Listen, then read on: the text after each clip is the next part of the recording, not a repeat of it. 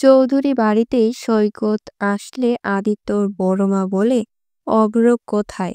সৈকত চুপ করে থাকলে তখন ওই আদিত্য বলে, বড় মা দাদা ভাই কোথায়? সৈকত বলে, অভ্র। এই বলে চুপ থাকলে সবাই ভেবে নেয় যে অভ্র আর নেই। সেই ভেবেই সবাই কাঁদতে থাকলে তখন ওই আবারও আদিত্য সৈকতকে বলে, বলো না দাদা ভাই কোথায়? সৈকত বলে, অভ্র মিসিং। এ কথা শুনে সবাই কান্নাকাটি শুরু করে দিলে আদিত্যের বড় মা বলে, ওই মেয়ের বাড়িতে পা রাখায় এই সমস্ত অনর্থ ঘটেছে।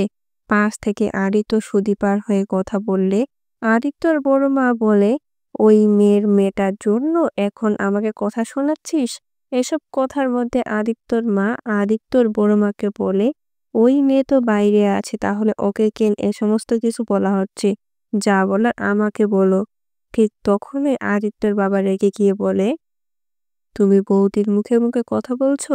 এই বলে গায়ে হাত তুলতে গেলে আদিত্য এসে আদিত্যর বাবার হাতটা ধরে, বলে, মায়ের গায়ে হাত দিও না। মায়ের ছেলে বলে চুপ আছি, দাদাভাই মিসিং। ওরা তো সবাই মিলে দাদাভাইকে খুঁজছে।